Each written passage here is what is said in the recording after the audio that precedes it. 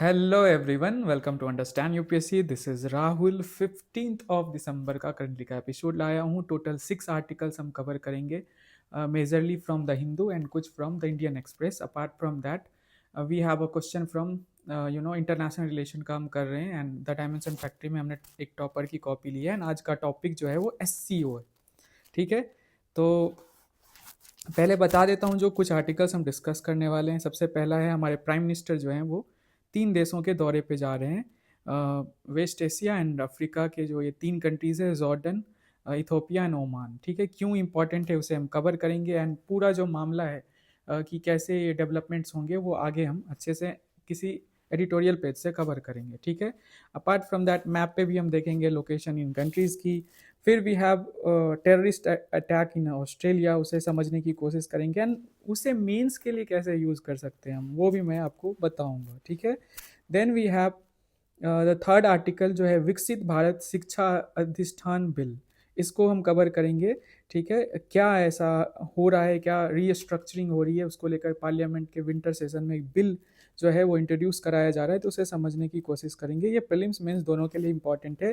Then जो है एक आर्टिकल है मीथेन एमिशन जो इंडिया में होता है, उस पर ये आर्टिकल बेस्ड है। एंड जो वेस्ट साइट्स होते हैं वहाँ से ये प्रोड्यूस होते हैं, तो उसे कैसे हम रियल टाइम बेसिस पे जो है मतलब कि आइडेंटिफाई करके, मेजर करके जो है इस प्रॉब्लम को हम रिजॉल्व कर सकते हैं। ठीक है, बेस्ट पॉसिबल मैनर में। और प्रीलिम्स के लिए भी हम मीथेन के बारे में थोड़ा बहुत जानेंगे। देन एक इम्पॉर्टेंट अपडेट है कि जो टाइगर सॉरी जो चीता को लेकर जो है हम तीसरा जो है टाइगर रिजर्व हमने चुना है। मध्य प्रदेश सरकार ने इसकी का अनाउंसमेंट किया, और तीनों के तीनों मध्य प्रदेश में ही। ऑलरेडी वी नो कि Kuno national park and Gandhi Sagar tiger reserve में हमने जो चीता है उसे री इंट्रोड्यूस करा दिया है, बट एक और नया नाम है, हम देखेंगे उसके बारे में।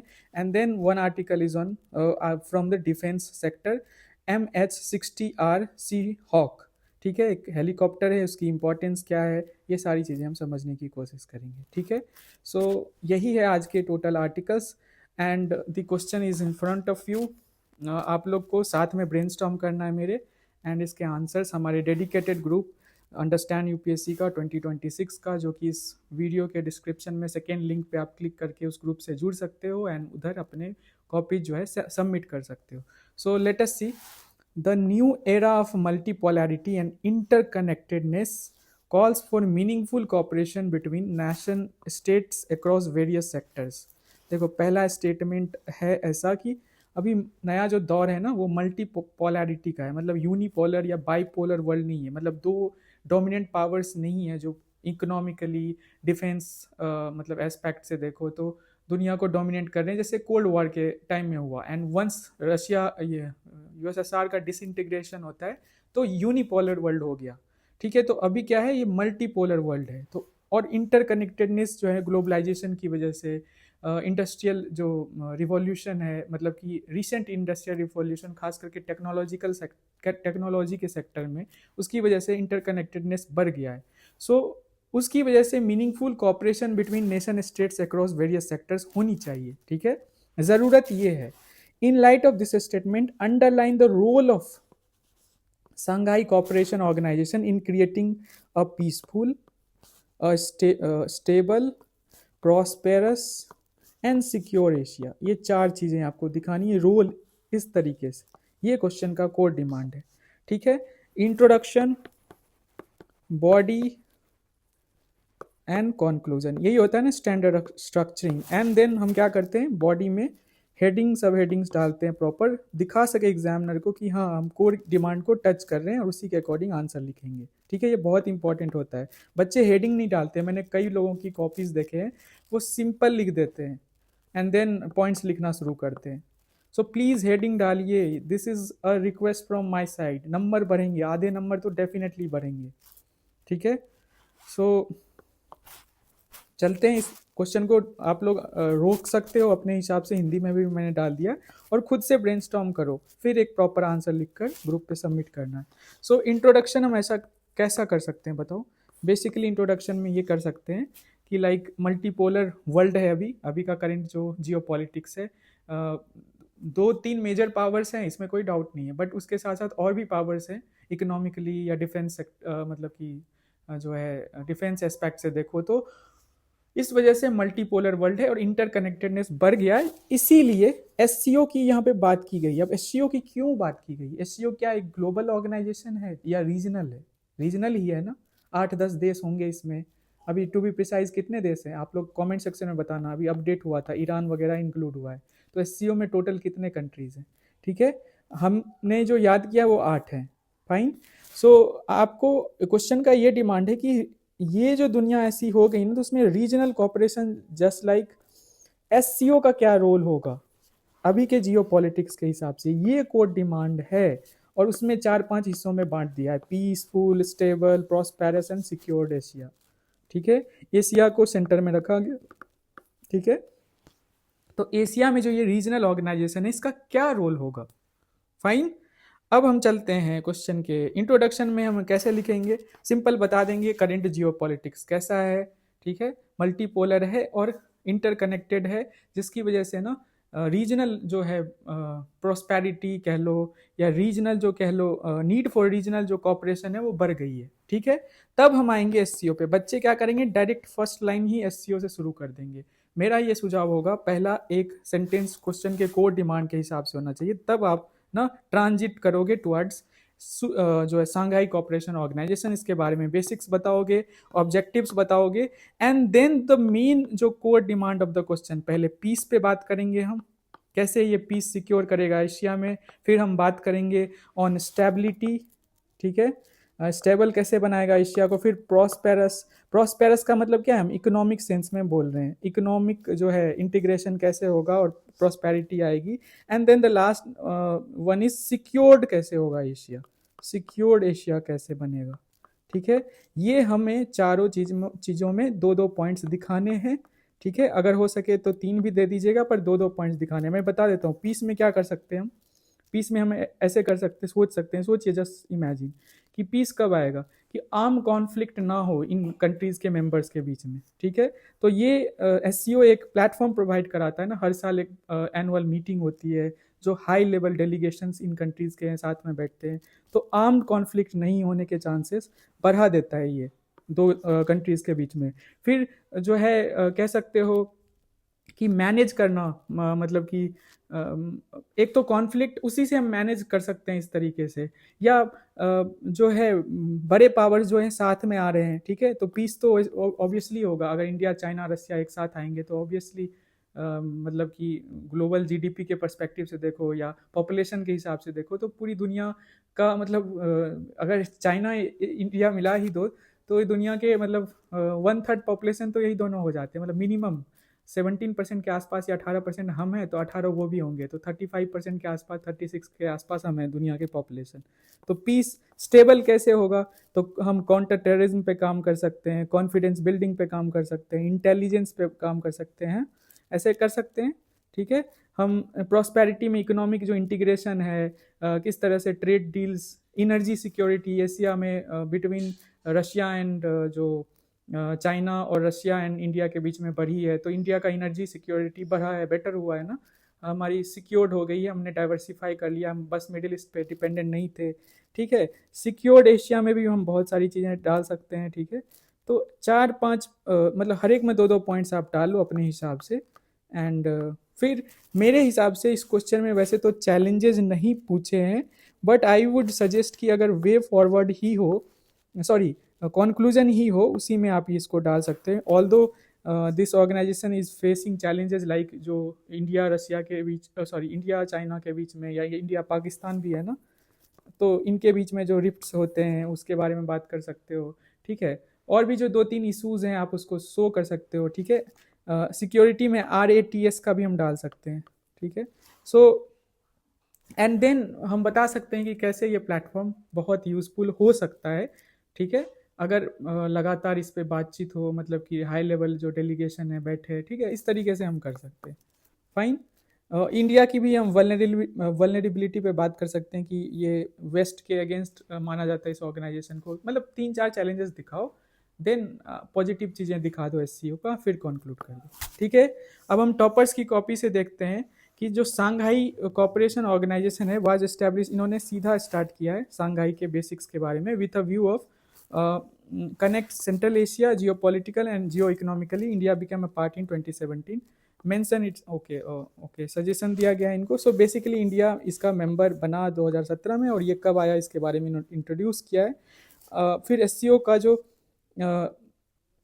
मतलब बेसिक्स है, न्यूएस्ट मेंबर ईरान है, ठीक है, oppose to NATO, Russia China centrality, military economic partnership and ये सारी चीज़ें दिखाई है। एंड देन ये आए हैं core demand of the question पे, रोल पीसफुल एशिया कैसे बैलेंस ऑफ पावर होगा, कैसे by multipolarity, Russia India countering China. Okay okay, ये बहुत अच्छा पॉइंट है, ठीक है। Turn security dilemma into security community through cultural exchanges, ये भी दिखाया है कैसे कल्चरल एक्सचेंजेस के थ्रू, ठीक है। एससीओ 11 कल्चरल जो मॉन्यूमेंट्स वाले लिस्ट है, इंडिया के भी कुछ मॉन्यूमेंट्स को डाला गया, तो कल्चरल लेवल पे मतलब पीपल टू पीपल कनेक्टिविटी पे भी फोकस किया जा रहा है। स्टेबल एशिया कैसे होगा, इंटरकनेक्टेडनेस है थ्रू INSTC, ठीक है। Thus promoting trade, ensuring stability and Thomas Friedman ने क्या कहा है, गोल्डन जो आर्चर थ्योरी है उसके बारे में, ठीक है। देन प्रॉस्पेरस एशिया कैसे होगा, Asia business, SCO business council meets, ठीक है, कैसे जो है रिलेशंस बेटर होंगे इकोनॉमी, सिक्योर कैसे होगा, RATS मिलिट्री एक्सरसाइजेज जो होते हैं, ठीक है, इसके बारे में। And then SCO as a multilateral organisation can create Asia of cooperation necessary for Asian century, ठीक है, बहुत अच्छा कीवर्ड है, एशिया ऑफ कॉपरेशन से एशियन सेंचुरी की तरफ ये ले गए, ठीक है, फाइन। सो यही है पूरा, आप लोग अपने हिसाब से लिख लीजिएगा, अगर हमको आपको कुछ अच्छा लगा हो इनकी कॉपी से आप ले सकते हो। हम चलते हैं आज के इंपॉर्टेंट आर्टिकल्स पे। पहला आर्टिकल है, हमारे प्राइम मिनिस्टर जो हैं वो 3 देशों के दौरे पे जा रहे हैं। Prime minister Modi visit to Jordan, Ethiopia, Oman is focused global south outreach linking west Asia and Africa to strengthen India's political economic and strategic partnership, ठीक है। ये 3 कंट्रीज जो हैं इनके लोकेशंस हम पहले देख लेते हैं, ठीक है। ये रहा आपका इथोपिया, एक लैंडलॉक कंट्री है, बहुत इंपॉर्टेंट कंट्री है, ठीक है, न्यूज़ में हमेशा ही रहता है। देन वी हैव जॉर्डन, ये रहा, इसराइल के साथ बॉर्डर शेयर करता है। एंड ये सबसे इंपॉर्टेंट है ओमान, क्योंकि हम इनके साथ फ्री ट्रेड एग्रीमेंट साइन करने वाले हैं। एक बहुत इम्पॉर्टेंट प्लेयर है इंडिया के लिए, मतलब इंडिया के साथ जो ओमान की रिलेशनशिप है ना बहुत स्ट्रॉन्ग है, ठीक है, ओवर द ईयर्स और भी ज़्यादा स्ट्रॉन्ग हुई है। तो ये 3 कंट्रीज़ हैं मिडिल ईस्ट और कह सकते हो अफ्रीका में, नदर्न अफ्रीका कह लो, ईस्टर्न अफ्रीका कह लो, ठीक है। तो यही लोकेशन है। अभी ये आर्टिकल के बारे में ना, मतलब ये विजिट में बहुत सारी चीज़ें होंगी, हम धीरे धीरे समझेंगे। जॉर्डन के बारे में, visit at invitation of king Abdullah second, मतलब प्राइम मिनिस्टर विजिट कर रहे हैं, first full bilateral visit in 37 years. ये भी देखने वाली बात है कि हमारे प्राइम मिनिस्टर पहली बार 37 सालों में, coincides with the 75 years of diplomatic relation, और रिलेशन जो है डिप्लोमेटिक को 75 साल हो गए हैं। Review of India Jordan relations, discussion on regional issues, engagement with Indian community and business leader, हमारी कम्युनिटी और बिजनेस लीडर्स तो होंगे ही उधर, तो किस तरह से इकोनॉमिक कॉपरेशन बढ़ेगा वो उस पर भी जोर दिया जाएगा। Then we have Ethiopia, PM's first visit to Ethiopia, हमारे जो प्राइम मिनिस्टर है नरेंद्र मोदी का पहला विजिट होगा। टॉक्स विद प्राइम मिनिस्टर अबे अहमद जो हैं, बताना कोई किसी को पता है कि इनको नोबेल पीस प्राइज़ मिला है, किस ईयर में मिला है बताइएगा, और किस इशू की वजह से मिला है। On bilateral cooperation, reaffirms India as a trusted long term development partner for Africa aligned with agenda 26, ये मैं बता देता हूँ 2063। सो अफ्रीकन यूनियन जो है ना, उसके हिसाब से जब इसका 100 ईयर्स पूरा होगा ना, तो अफ्रीका के लिए उनके पास एक प्लान है। जैसे हम 2047 में विकसित भारत की बात करते हैं, 100 साल हमारे पूरे होंगे इंडिपेंडेंस के, इसी तरीके से अफ्रीका को कैसे इकोनॉमिकली, मिलिट्रली, हर एस्पेक्ट में बेटर बनाना है, ये AU अफ्रीकन यूनियन का प्लान है, ब्लूप्रिंट है। तो भारत उसमें सहायता करना चाहता है, और इसमें इथोपिया के साथ बॉन्ड अगर स्ट्रॉन्ग होगा तो बहुत मेजर जो है बूस्ट मिलेगा, एक तो अफ्रीकन यूनियन के लिए एंड ऑल्सो फॉर इंडिया, ठीक है। Then we have Oman, visit at the invitation of sultan Haitham bin Tariq, mark 70 years of India Oman diplomatic ties, focus on Indian Oman जो है comprehensive economic partnership agreement जो sign होने वाला है, cepa हम already कई बार discuss कर चुके हैं, एंड एक्सपेंड ट्रेड रिलेशंस। आपको पता है यूएई के साथ हम सीपा साइन कर चुके हैं और बहुत सुंदर रहा है हमारा एक्सपीरियंस। मोर देन 100 बिलियन जो है ना नॉन ऑयल ट्रेड हम कर रहे हैं यूएई के साथ। तो ओमान के साथ भी हम इसी तरीके का एग्रीमेंट साइन करने वाले हैं, प्राइम मिनिस्टर और हमारे कॉमर्स मिनिस्टर भी साथ में गए। ठीक है, आगे इस विजिट के बारे में और पता चलेगा तो हम बात करेंगे। नेक्स्ट है जो टेररिस्ट अटैक हुआ है आप लोगों को पता ही होगा, gunman attack Jewish holidays event in Sydney. तो मतलब कि गनमैन मतलब समझ लो हथियार लेस इंसान गया और एक ज्यूइश हॉलीडे इवेंट जो है उस पर उसने अटैक किया सिडनी में, ऑस्ट्रेलिया में, किलिंग 11 पीपल।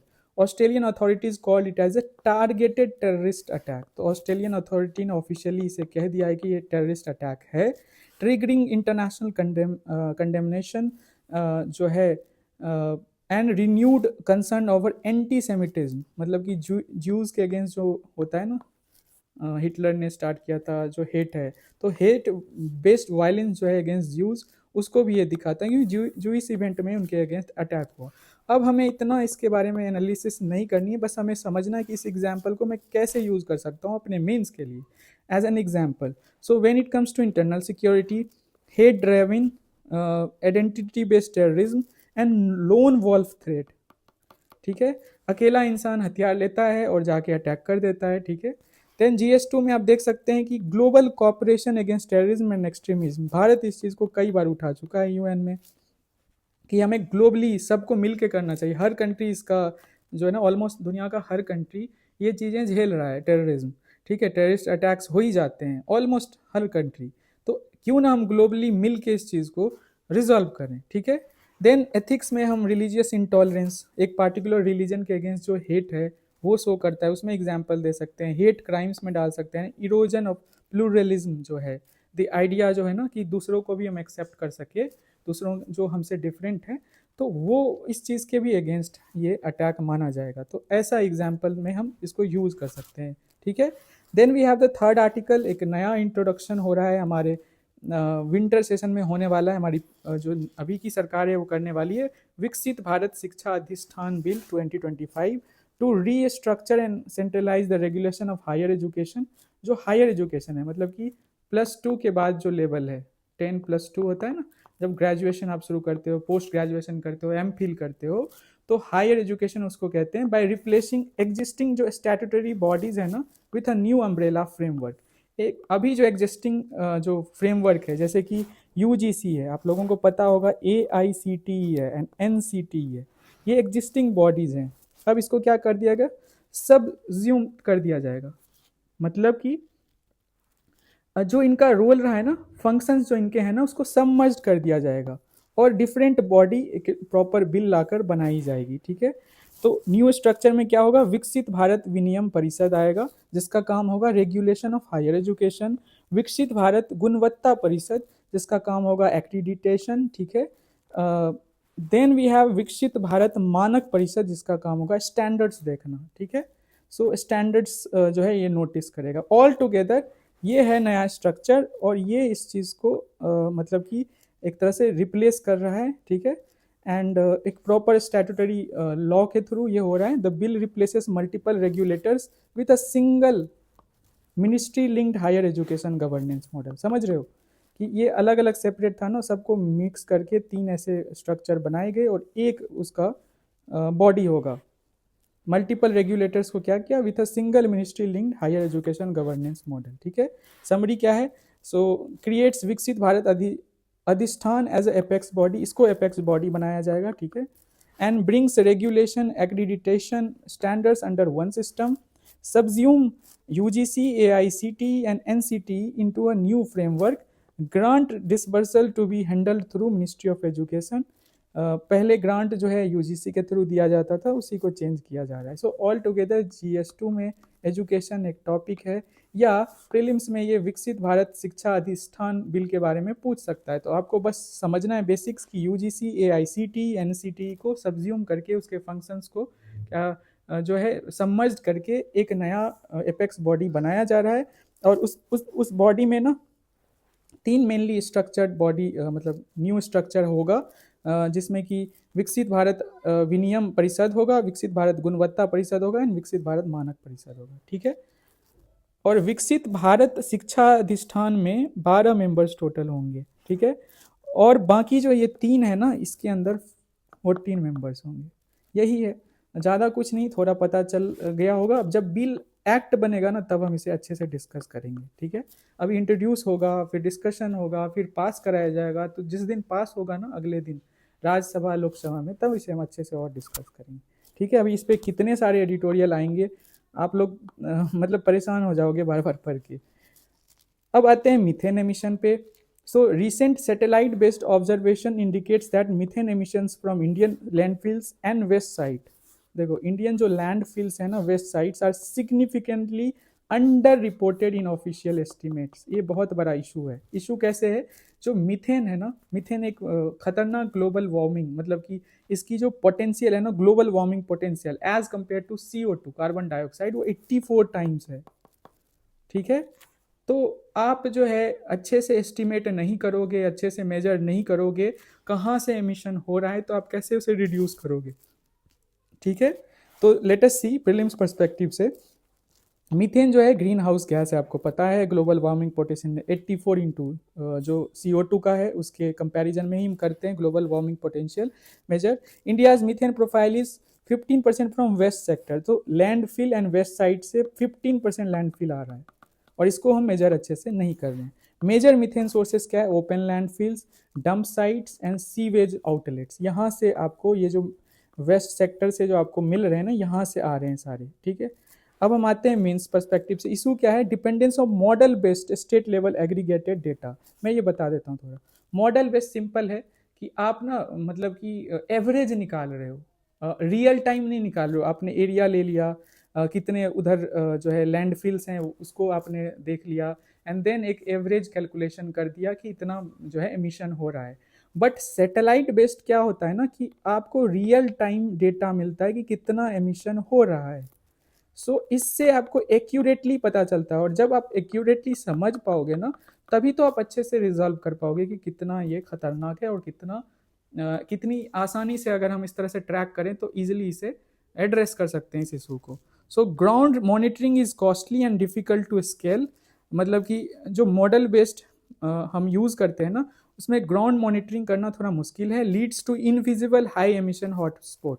और इसमें ऐसा होता है कि कुछ ऐसे हॉटस्पॉट होते हैं वो जो कि मतलब आप काउंट ही नहीं करते हो, उसको देख ही नहीं पाते हो, ओवरलुक हो जाता है, ठीक है। सिग्निफिकेंस क्या है, तो methane is short lived but highly potent, ठीक है। Rapid climate gains possible. अगर हम मीथेन वाला इशू, ये लैंडफिल के थ्रू जो एमिशन हो रहा है वो वाला इशू अगर हम रिजॉल्व कर लेते हैं तो इसका हमें बहुत फायदा मिलने वाला है, ठीक है।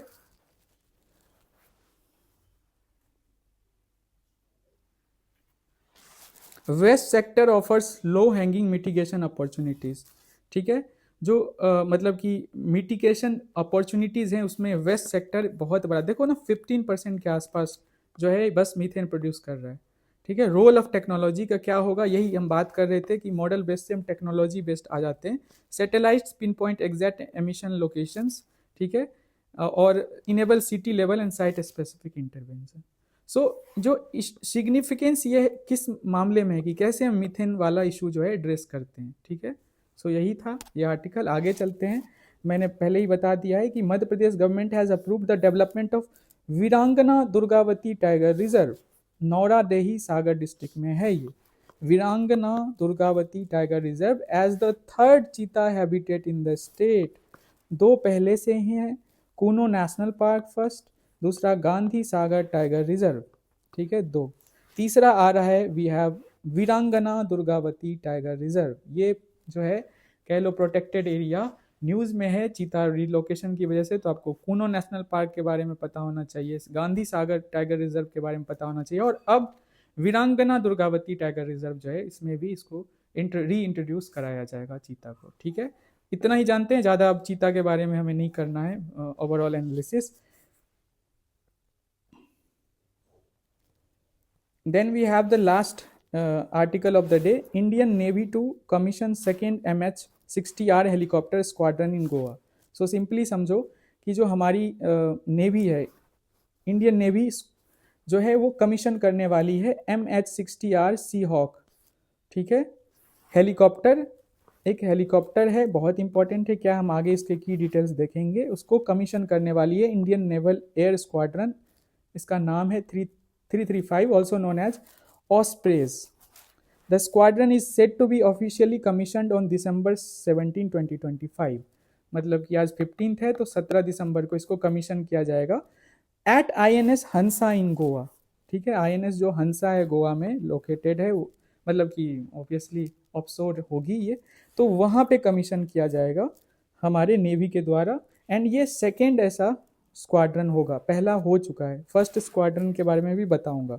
सो की डिटेल्स देखो तो INAS 335 जिसका नाम ऑस्प्रेज भी है, ठीक है। लोकेशन क्या है, INS हंसा के में इसको कमीशन किया जाएगा।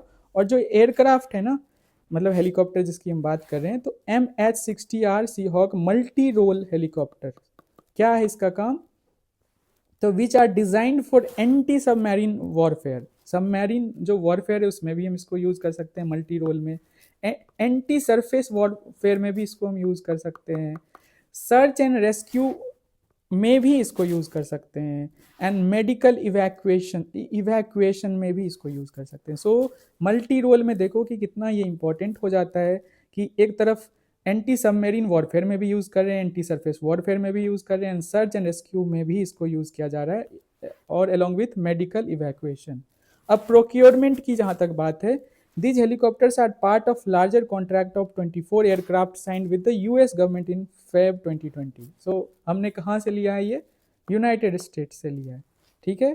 2020 में हमने साइन किया था यूएस के साथ, गवर्नमेंट के साथ ये डील, जिसमें 24 ऐसे एयरक्राफ्ट इंडिया को मिलेंगे। फर्स्ट स्क्वाड्रन की बात की जाए तो Indian Navy's first MS-60R squadron INS 334, ये क्या है 335 Seahawks was commissioned in March 2025 at INS Garuda in Kochi.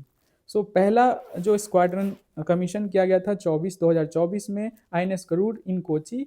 अब यूपीएससी जो स्टेटमेंट बनाता है क्या करेगा कि बता तो देगा सेकेंड ऐसा स्क्वाड्रन है कमीशन किया गया, बट INS गरुड़ की जगह, सॉरी INS हंसा की जगह INS गरुड़ डाल देगा, कोची डाल देगा। आप क्या करोगे, फंस जाओगे, ठीक है। तो इस पर थोड़ा नोट्स बना लेना, ये डिफेंस वाली चीज़ें आजकल बहुत ज़्यादा इंपॉर्टेंट हो गई। ओके, तो यही है द डायमेंशन फैक्ट्री में। हाँ, मैप को लेकर भी मुझे बताना है, चलिए मैप से ही करते हैं। सो मैप इको का PYQ, I have so many things to tell. Map eco का PYQ, देन ज्योग्राफी, नहीं पहले इको का PYQ करेंगे, फिर मैपिंग करेंगे, फिर ज्योग्राफी करेंगे, then we will move to history and then science and tech and environment. Sorry, geography के बाद हम करेंगे environment, then history, then science and tech. इस तरीके से हम बढ़ेंगे। यूपीएससी प्रीलिम्स PYQs 20-25 ईयर्स के, उसे इस तरीके से हम करने वाले हैं। और मैप पे आपको 8-10 एटलीस्ट वीडियोज़ में दूंगा। एक अंडमान हो गया है, देन 8-10 जो रीजन्स हैं उस पर मैं वीडियोज़ दूंगा।